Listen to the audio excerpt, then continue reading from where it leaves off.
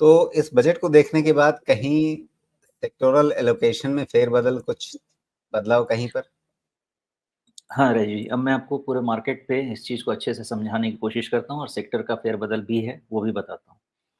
उसके पहले मैं ये क्लियर कर दूँ कि अब मैं रीएलोकेशन शुरू कर रहा हूँ। मैंने बहुत सारे कैश रिलीज़ कर लिया था बजट के पहले, उसकी रीएलोकेशन भी करूँगा, खरीदारी करूँगा, कुछ कैश भी बनाऊँगा, बताता हूँ कैसे। देखिए, पहला पॉइंट ये है कि जो वैल्यूएशंस है ना, वैल्यूएशंस करंट लेवल जो जितने वैल्यूएशंस हैं, ये करंट लेवल ऑफ मार्केट के लिए वेरी सपोर्टिव नहीं है। ये एक्सपेंसिव वैल्यूएशन है। लेकिन मोमेंटम स्ट्रॉन्ग है मार्केट में, इस चीज़ का ध्यान रहना चाहिए। वैल्यूएशन बहुत सपोर्टिव नहीं है, लेकिन मोमेंटम स्ट्रॉन्ग है। दूसरी चीज़, रिज़ल्ट सीज़न शुरू हो गया है, इसमें क्या हो रहा है, बड़े ही उथल-पुथल जैसे रिज़ल्ट देखने को मिल रहा है जी। एक ही सेक्टर में मान लीजिए एक ऑटो एंसिलरी ले लेते हैं, एक का दिख रहा है कि पूरा सेल्स से लेके नेट प्रॉफिट तक सब 5-7% डाउन है। एक का दिख रहा है सेल्स 5% ऊपर है, बाकी सब एबिटा, नेट प्रॉफिट सब 10% 5% डाउन है। किसी का दिख रहा है कि सेल्स फ्लैटिश है, नहीं हो सेल्स नहीं हो रहा है, प्रॉफिट अप मूव अप हो रहा है। तो बड़े ही खिचड़ी टाइप का ये इस बारी ये निकल के आ रहा है, ये रिज़ल्ट। मुझे ये रिज़ल्ट समझ में नहीं आ रहा है कि इसको मैं अच्छा कहूँ या बुरा कहूँ। मैं मान के चल रहा हूँ कि ये रिज़ल्ट मैं ठीक मान के नहीं चल रहा हूँ। ये उथल-पुथल करेगा, लेकिन मार्केट में लिक्विडिटी इतनी ज़्यादा है म्यूचुअल फंड्स के बाद कि आप देखिए बजट के दिन ही गिरा, बजट के दिन ही बाज़ार उठ के फिर छप्पर-फाड़ मिड कैप, स्मॉल कैप आपके हो गए हैं। लिक्विडिटी आपके इस बाज़ार को ड्राइव कर रहा है, लेकिन प्रॉब्लम मुझे जो समझ में आ रही है, अब डर ये लग रहा है कि क्या ये ईपीएस कहीं डाउनवर्ड रिवाइज़ तो नहीं कर देंगे ईयर एंड में जाते-जाते? ये बहुत बड़ा डर मेरे मन में बैठ गया है, इस बार का रिज़ल्ट का शुरुआत का। अब इसको पुख्ता करने के लिए मुझे रिज़ल्ट का एंड देखना पड़ेगा। तो रिज़ल्ट का एंड कैसे होता है, वो तो अभी हम जुलाई में हैं, अगस्त तक ही समझ में आएगा। लेकिन नेट-नेट मामला ऐसा है कि यहाँ से पोर्टफ़ोलियो का पोज़ीशनिंग बहुत ही केयरफुली करना होगा बिकॉज़ जितने भी हाई पी स्टॉक्स हैं, अगर ईपीएस डाउनवर्ड रिवाइज़ हुआ, एफवाई 25 ना होके भी अगर 26 का भी डाउनवर्ड रिवाइज़ हुआ 1350 के नीचे, तो झटका बड़ा लग सकता है, पहला। दूसरे 2 पॉइंट हो गए। अब ये बजट के बाद मैं जो अपने क्लाइंट पोर्टफ़ोलियो में पहला चेंज करूँगा, वो long term to short term का रेशियो बढ़ाना पड़ेगा अब मुझे। पहले मैं थोड़ा शॉर्ट टर्म भी एक्सपोज़र थोड़ा ज़्यादा रखता था बिकॉज़ मार्केट में गेन हो जाता था, तो अगर कहीं 40-50% गेन हो गया है, तो थोड़ा शॉर्ट टर्म में भी प्रॉफ़िट बुकिंग करने में कोई दिक्कत नहीं लगती थी। लेकिन मार्केट जिस लेवल पे है, यहाँ से अब पोर्टफ़ोलियो जो मैं बनाऊँगा, रीएडजस्ट जो करूँगा सारे लोगों का और जो मेरे को सबका सजेशन भी मैं यही दूँगा कि long term to short term का रेशियो बढ़ा दीजिए। नेक्स्ट यहाँ से एक और चेंज करने वाला हूँ मैं जो कि सबको सजेस्ट करूँगा इसके अगेंस्ट जो अब लेटेस्ट सिचुएशन है इसके अगेंस्ट करना चाहिए। यहाँ से जो टाइम टेस्टेड स्टॉक्स हैं आपके पास, जिनके वैल्यूएशन रीज़नेबल हैं, जिनके प्रॉफ़िटेबिलिटी का इम्प्रूवमेंट आपको लास्ट क्वार्टर से दिख गया है, वैसे जगहों में आप एक्सपोज़र थोड़ा बढ़ा दीजिए। मान लीजिए वो 3% रखते थे, तो उसको 4 या 5% तक लेके जाइए। कारण कि वहाँ पे मूवमेंट नहीं हुआ है लेकिन कंपनी का ईपीएस ऐड हो रहा है, ईपीएस इम्प्रूव हो रहा है, तो उसके कारण से उसके वैल्यूएशन टाइम और प्राइस दोनों के हिसाब से करेक्ट हो रहे हैं, तो वहाँ पे सेफ्टी नेट बढ़ रही है। मान लीजिए कि कहीं आपको 30% का करेक्शन दिखता है, तो वहाँ पे हो सकता है 10% पे ही करेक्ट करे। तो सेफ्टी नेट बनेगा, इसलिए अब जो आज का एडजस्टमेंट मैं करूँगा, उसमें एक्जिस्टिंग स्टॉक्स में जहाँ पे रिजल्ट्स अच्छे रहे हैं लेकिन मूवमेंट नहीं हुई है, वहाँ पे मैं एक्सपोज़र 4% 5% तक भी करने वाला हूँ, जो कि एक अच्छा तरीका मुझे लगता है।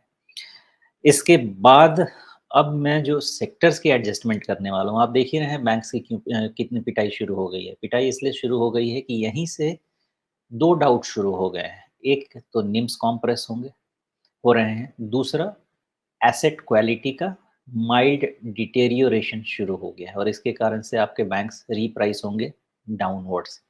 वहाँ पे खतरा है लेकिन वहीं अपॉर्च्युनिटी है। मतलब पहला सेक्टर जो फिर से बन के आता है स्टैगर्ड बाइंग का, वो बीएफएसआई का बन के आता है। ये वहाँ पे मेरी पोजीशनिंग होगी, कंजम्पशन में मेरी पोजीशनिंग होगी लेकिन डोमेस्टिक कंजम्पशन के हिसाब से बिकॉज़ मॉनसून ठीक जा रहा है, आपको rural economy, rural demand improve होगी और जिस तरह से रूरल ग्रोथ फोकस भी रहेगा, वहाँ से भी कंजम्पशन आपका ड्राइव होगा। तो हमारा कंजम्पशन का बास्केट लेकिन डोमेस्टिक कंजम्पशन फोकस जो है, वो बढ़ेगा। हमारे पोर्टफोलियो में उसका मैं वेट बढ़ाने वाला हूँ।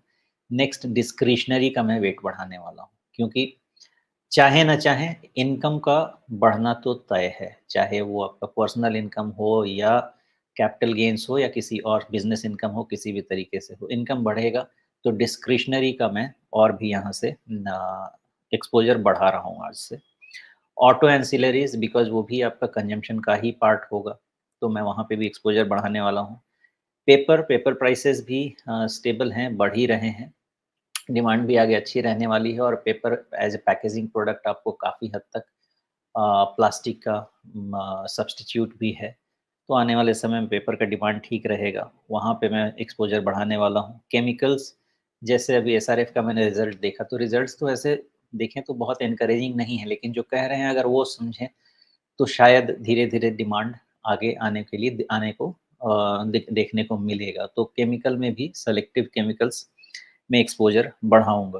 थोड़े डिफेंसिव्स में ऐड कर रहा हूँ, pharma, health care and diagnostics. यहाँ पे जहाँ-जहाँ मुझे समझ में आती है, जहाँ-जहाँ पे वैल्यूएशंस थोड़े अच्छे हैं, रिज़ल्ट अच्छे दिख रहे हैं, फार्मा, हेल्थ केयर और डायग्नोस्टिक में मैं एक्सपोज़र अभी बढ़ाने वाला हूँ। रिटेल में एक्सपोज़र और बढ़ाऊँगा because again disposable income concept.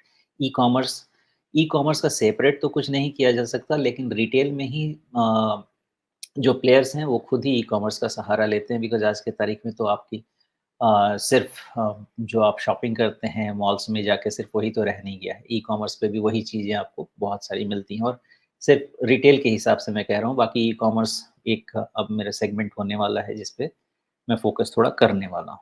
ये मेरे अ, आज से एडिशंस में जाएँगे।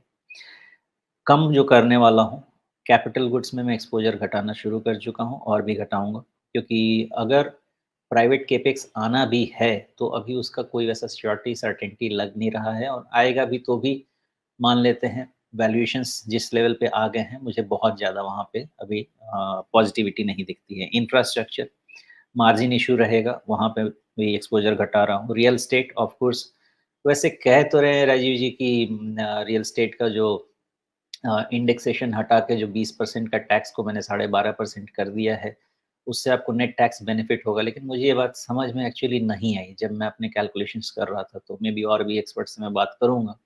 मेरे हिसाब से तो हर 10 साल में आपका रियल एस्टेट यानी आप मान लेते हैं एक रेज़िडेंशियल हाउस है, इसका हर 10 साल में तो आपका प्राइस डबल हो जाता है, कॉस्ट डबल हो जाता है। तो कॉस्ट डबल हो गया, इंडेक्सेशन बेनिफिट आप लेने जाएँगे, तो अगर प्राइस मान लीजिए 50 लाख का घर 1 करोड़ भी हो गया, तो आपका नेट टैक्स तो कुछ नहीं ही आएगा। लेकिन अब 50 लाख का 1 करोड़ हो गया, तो आपको 12.5% तो देना ही पड़ेगा। तो अब इस पे कितना किस टाइम फ्रेम में क्या बेनिफिट होगा मुझे नहीं पता है। लेकिन हाँ, रियल एस्टेट एज़ इन्वेस्टमेंट वाला जो मामला था वो तो डिस्करेज होगा। लेकिन अगर मैं अभी भी घर बेच के दूसरा घर खरीदता हूँ सेक्शन 54 वाला शायद जो एप्लीकेबिलिटी होती है वो तो वैसे भी रहेगी। तो अगर घर बेच के दूसरा घर खरीदना है 2 साल के अंदर या 1 साल पहले कुछ खरीदा हुआ है तो मुझे अभी भी टैक्स का रिबेट है टैक्स की राहत है। और अगर बनाता हूँ नया घर तो 3 साल के अंदर उसमें भी टैक्स की राहत है, तो वहाँ कोई चेंज नहीं है। बट मुझे लग रहा है कि real estate as an investment Avenue तो थोड़ा चैलेंज ज़रूर हो जाएगा ये डिसीज़न के बाद। पीएसयूज़ मैं टोटल बाहर रहने वाला हूँ बिकॉज़ वहाँ पे मुझे वैल्यूएशंस मैं तो जस्टिफ़ाई नहीं कर पाऊँगा और जिस तरीके से जस्टिफ़ाई किए जा रहे हैं, मुझे वो चीज़ बिल्कुल नहीं जम रही है। अगर वैसे वैल्यूएशन जस्टिफ़ाई करना है तो जो किताब मैंने पढ़ी है, वो किताब को सिलेबस से हटा देना चाहिए। डिफेंस, रेलवे इन सब जगह से मैं बाहर हूँ। इन सब के वैल्यूएशन आनन-फानन है। जो ऐसा सिचुएशन होता है जिसमें लिक्विडिटी सपोर्ट होता है, जिसमें कोई भी बिज़नेस में आपको सब्सटेंस रहे या नहीं, उसमें कुछ भी बात चलती रहती है। मैं वहाँ से बिल्कुल दूर रहता हूँ। डिफेंस का 12% और 10% का सीएजीआर देके आप मुझसे 70% 60 टाइम्स और 70 टाइम्स पीई माँगते हैं, वो नहीं हो पाएगा। जब तक चल रहा है, चल रहा है। न्यूट्रल हूँ मैं आईटी और टेक्सटाइल्स पे। इस पे हो सकता है पार्शियल एंट्री अगर अच्छा खासा डाउनसाइड मिले तो मैं करूँगा, लेकिन अभी न्यूट्रल रखा है, इसमें कोई पोज़ीशंस ना है, अभी अभी नहीं है, बनाए नहीं है। ये मैंने नेट-नेट अभी सब एक्शन प्लान जो आज डिसाइड किया है, जो मैं इम्प्लीमेंट करने वाला हूँ आज रात से।